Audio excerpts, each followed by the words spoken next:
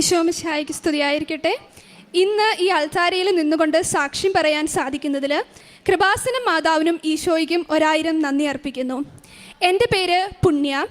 ഞാൻ ഡിസംബർ 7, 2024 ഇവിടെ വന്ന് ആദ്യമായിട്ട് ഓഫ്ലൈൻ ഉടമ്പടി എടുക്കുന്നത്. എനിക്ക് മാതാവ് ചെയ്തു തന്ന not by merit but by grace ഒരു അനുഗ്രഹത്തെക്കുറിച്ച് സാക്ഷ്യപ്പെടുത്താനാണ് ഞാൻ ഇന്നിവിടെ നിൽക്കുന്നത്. ഞാൻ മഹാത്മാഗാന്ധി യൂണിവേഴ്സിറ്റിയിൽ നിന്നും 2023 ഫസ്റ്റ് റാങ്കോട് കൂടി bachelors in commerce finance and taxation എന്ന് പറഞ്ഞ കോഴ്സ് കംപ്ലീറ്റ് ചെയ്തിട്ട് ക്യാമ്പസ് പ്ലേസ്മെൻറ്റിൽ ഇന്ത്യയിലെ തന്നെ വളരെ റെപ്യൂട്ടഡ് ആയിട്ടുള്ള ഒരു പ്രോഡക്റ്റ് ബേസ്ഡ് കമ്പനിയിൽ വർക്ക് ചെയ്തുകൊണ്ടിരിക്കുകയായിരുന്നു. ഓൾമോസ്റ്റ് 1.5 ഇയേഴ്സ് വർക്ക് ചെയ്ത് കഴിഞ്ഞപ്പോൾ എനിക്ക് മാസ്റ്റേഴ്സ് ചെയ്യണം എന്ന് ആഗ്രഹമുണ്ടായിരുന്നു. എൻ്റെ ഓൾ ടൈം ഡ്രീം ആയിരുന്നു ഇന്ത്യയിലെ തന്നെ ഏറ്റവും പ്രീമിയർ ഇൻസ്റ്റിറ്റ്യൂട്ട്സ് ആയിട്ടുള്ള Indian institute of management IIM പഠിക്കണം എന്നുള്ളത്.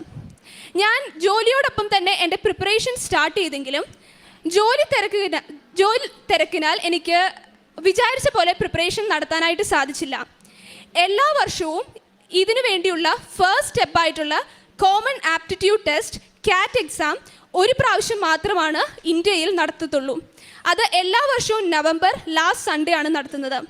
Every year 3 lakh plus applicants ആണ് ഈ ഒരു എക്സാമിന് അപ്പിയർ ചെയ്യുന്നതും. അതിൽ ജനറൽ കാറ്റഗറിയിൽ ആകെ 2500 സീറ്റുകൾ മാത്രമാണുള്ളൂ. അത്രയും കോമ്പറ്റീറ്റീവ് ആയിട്ടുള്ള ഒരു എക്സാം ക്ലിയർ ചെയ്യുക എന്ന് പറയുന്നത് അത്രത്തോളം പ്രിപ്പറേഷൻ ഉണ്ടെങ്കിൽ മാത്രം നടക്കുന്ന ഒരു കാര്യമാണ്. ഞാൻ ആഗ്രഹിച്ചതുപോലെ പ്രിപ്പറേഷൻ നടക്കാത്തത് കൊണ്ട് തന്നെ എക്സാം എഴുതാനായിട്ട് എനിക്ക് യാതൊരു കോൺഫിഡൻസും ഇല്ലായിരുന്നു. അതുകൊണ്ട് തന്നെ ഈ കൊല്ലം എഴുതുന്നില്ല, നെക്സ്റ്റ് ഇയർ അപ്പിയർ ചെയ്യുന്നുള്ളതെന്ന് ഞാൻ ഉറച്ചു തീരുമാനിച്ചിരുന്നു. അങ്ങനെ ഇരിക്കുമ്പോഴാണ് എൻ്റെ അമ്മ 2019 തൊട്ട് ഇവിടെ ഉടമ്പടി എടുത്തിട്ടുള്ളതാണ്. നെക്സ്റ്റ് ടേമായിട്ട് ഉടമ്പടി പുതുക്കാനായിട്ട് നവംബറിൽ ഇവിടെ വരികയും അതിലൊരു നിയോഗം എനിക്ക് ഈ കൊല്ലം തന്നെ CAT ക്ലിയർ ചെയ്ത് ഞാൻ ആഗ്രഹിക്കുന്ന IIM കിട്ടണമെന്നും എഴുതി. അങ്ങനെ അമ്മ വന്ന് എന്നോട് ഓൺലൈനായിട്ട് ഉടമ്പടി എടുക്കാൻ പറയുകയും ഞാൻ ഓൺലൈനായിട്ട് ഉടമ്പടി എടുത്ത് എല്ലാ കാര്യങ്ങളും വളരെ പെർട്ടിക്കുലർ ആൻഡ് റിലീജിയസ് ആയിട്ട് ചെയ്യുവാനും ആരംഭിച്ചു. ആൻഡ് ലാസ്റ്റ് 2 വീക്സിന് ഞാൻ കൂടുതലും പ്രാർത്ഥിക്കുകയായിരുന്നു ചെയ്തത്. ബിക്കോസ് ആ ലാസ്റ്റ് 2 വീക്സിനുള്ളിൽ എനിക്ക് കൂടുതലായിട്ട് ഒരു പുതിയ ടോപ്പിക്സോ ഒന്നും പഠിക്കാൻ സാധിക്കില്ലായിരുന്നു. കൂടുതൽ സാക്ഷ്യങ്ങൾ കേട്ടു. എന്നെപ്പോലെ പല അൺകൺട്രോളബിൾ സിറ്റുവേഷൻസ് കാരണം പ്രിപ്പറേഷൻ ചെയ്യാൻ സാധിക്കാതെ IELTS OET അതുപോലെ തന്നെ ജർമ്മൻ ലാംഗ്വേജ് എക്സാംസ് ഒക്കെ ക്ലിയർ ചെയ്ത ഒരുപാട് കുട്ടികളുടെ സാക്ഷ്യം ഞാൻ കേട്ടു. ഈ 2 വീക്സ് പ്രാർത്ഥിക്കുമ്പോഴും ഞാൻ എപ്പോഴും മാതാവിനോട് പ്രാർത്ഥിച്ചു, ഈ കുട്ടികൾ പറയുന്ന പോലെ തന്നെ കൃപാസനത്തിൽ ഒരുപാട് അടയാളങ്ങൾ സാധിക്കുന്നത് പോലെ തന്നെ എനിക്കും എക്സാമിൻ്റെ അന്ന് മാതാവ് അടയാളങ്ങൾ കാണിച്ചു തരണം. ആൻഡ് ദാറ്റ് ടു പെർട്ടിക്കുലർലി ഇവിടുത്തെ വളരെ ഡോമിനൻ്റ് ആയിട്ടുള്ള ബ്ലൂ ഗ്രീൻ ഗ്രേ കളേഴ്സിൽ കാണിച്ചു തരണം. ഓൾസോ മാതാവ് പ്രതീക്ഷപ്പെട്ട ദിവസമായ ഡിസംബർ 7 ആ 7 എന്നുള്ള നമ്പർ എനിക്ക് ലഭിക്കുന്ന കമ്പ്യൂട്ടറിൽ ഒരു ഡിജിറ്റ് എങ്കിലും 7 എന്ന് പറഞ്ഞ നമ്പർ ആയിരിക്കണം എന്ന് ഞാൻ പ്രാർത്ഥിച്ചു. I was quite adamant that ഈ ഒരു അടയാളങ്ങൾ തന്നെയാണ് എനിക്ക് കാണേണ്ടതെന്നുള്ളത്. അങ്ങനെ CAT എക്സാമിൻ്റെ ദിവസമായി 24th നവംബർ ഒരു സൺഡേ ആയിരുന്നു.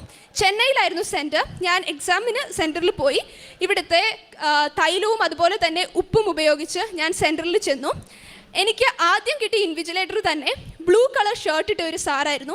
എനിക്ക് ഭയങ്കര സന്തോഷം തോന്നി. കാരണം ഞാൻ അത്രയും വാശി ചോദിച്ച അടയാളം തന്നെ മാതാവ് ആദ്യം കാണിച്ചു തന്നു. I was absolutely satisfied with that. ഇനി അടയാളങ്ങളൊന്നും ഞാൻ ചോദിച്ചില്ല.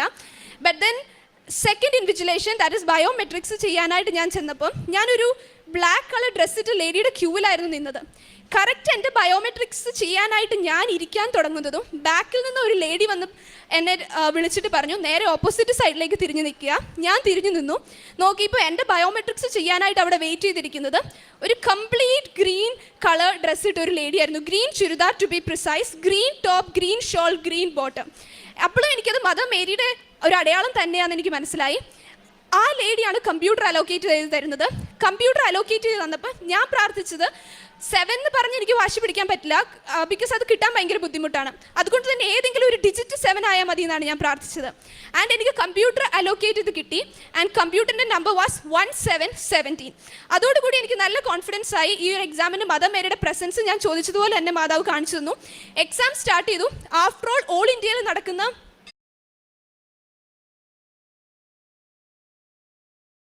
വിവാഹ ദിവസം നടക്കുന്ന എക്സാം ആണ്.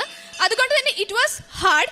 എനിക്ക് ഇംഗ്ലീഷിൻ്റെ സെക്ഷൻ എളുപ്പമായിരിക്കും എന്നൊരു നല്ല കോൺഫിഡൻസ് ഉണ്ടായിരുന്നു.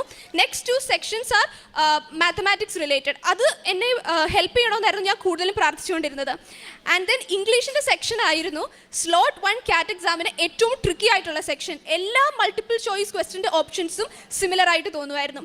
ആൻഡ് ദെൻ എനിക്ക് back of my head arrow answers പറഞ്ഞു തരുന്ന പോലെ തോന്നുകയും ഇത് നെഗറ്റീവ് മാർക്കിംഗ് ഉള്ള എക്സാം ആയതുകൊണ്ട് തന്നെ ചില ക്വസ്റ്റ്യൻസ് മാത്രം അറ്റംപ്റ്റ് ചെയ്യാൻ തോന്നുകയും ഞാൻ അറ്റംപ്റ്റ് ചെയ്തു. അങ്ങനെ ബാക്കി 2 സെക്ഷൻസും ഈ സ്റ്റിപ്പുലേറ്റഡ് ടൈമിനുള്ളിൽ ക്ലിയർ ചെയ്യാൻ സാധിച്ചു. അങ്ങനെ 1 വീക്ക് കഴിഞ്ഞപ്പം ആൻസർ കീ റിലീസ് ചെയ്തു.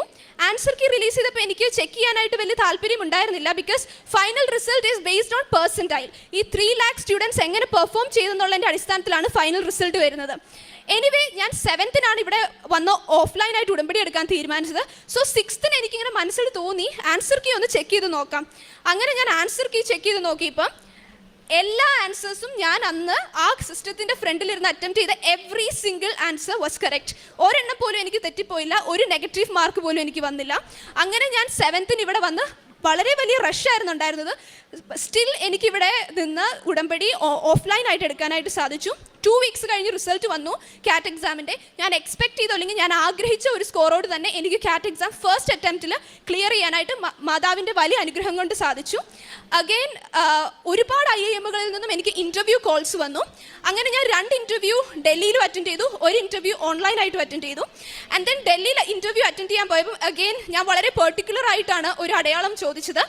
എനിക്ക് ഇൻ്റർവ്യൂ പാനലിൽ ഒരു ലേഡി പാനലിസ്റ്റ് വേണം എന്നാണ് ഞാൻ ആഗ്രഹിച്ചത്. ഞാൻ ചോദിച്ചത് മാതാവിനോട്. ബിക്കോസ് ഞാനത് മാതാവായിട്ട് കൺസിഡർ ചെയ്തോളാം എന്ന് പറഞ്ഞു. എഗെയിൻ മാതാവ് എനിക്ക് അതിലും വലിയ അടയാളമാണ് കാണിച്ചു തന്നത്. Interview at A time 7 panels ആയിരുന്നു ഉള്ളത്. അറ്റ് എ ടൈം 7 കുട്ടികളെയാണ് ഡിഫറെൻറ്റ് പാനൽസ് ഇൻ്റർവ്യൂ ചെയ്യുന്നത്. എൻ്റെ പാനൽ വാസ് 4. ഞാൻ ആ റൂമിലേക്ക് എൻ്റർ ചെയ്യാനായിട്ട് നിന്നപ്പോൾ വെറുതെ മുകളിലോട്ട് റൂമിൻ്റെ നമ്പർ നോക്കി. ആൻഡ് റൂമിൻ്റെ നമ്പർ വാസ് മാതാവ് ഇവിടെ പ്രത്യക്ഷപ്പെട്ട ദിവസത്തെ നമ്പർ 7.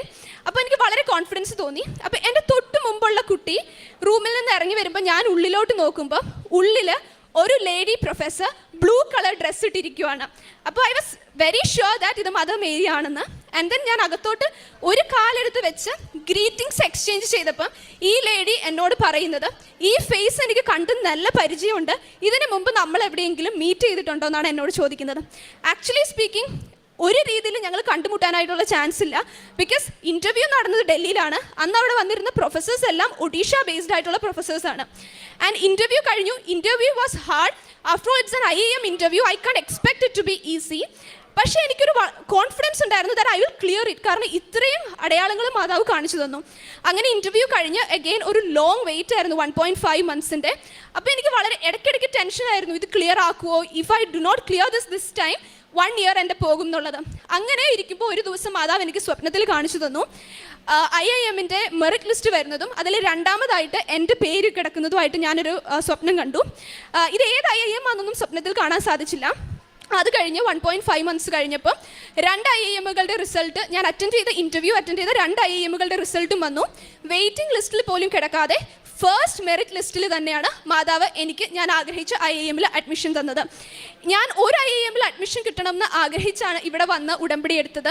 വളരെ സ്പെസിഫിക് ആയിട്ട് ഒരു IIMൻ്റെ 21 IIMs ആണ് ഇന്ത്യയിലുള്ളത്. വളരെ സ്പെസിഫിക് ആയിട്ടൊരു IIMൻ്റെ പേരും ഇവിടെ ഇട്ടിട്ടുണ്ടായിരുന്നു. ഇന്ന് ഞാൻ ഇവിടെ നിൽക്കുമ്പോൾ ഞാൻ ഇവിടെ ഏത് IIMൻ്റെ പേരാണോ എഴുതിയിട്ടത് അവിടെ അഡ്മിഷൻ കിട്ടിയിട്ടാണ് ഞാൻ കിട്ടിയിരിക്കുന്നത് IIM വിശാഖപട്ടണത്താണ്. ഒരു IIM ആഗ്രഹിച്ച് എനിക്ക് 2 IIMലാണ് ഇന്ന് മാതാവ് അഡ്മിഷൻ തന്നിരിക്കുന്നത്.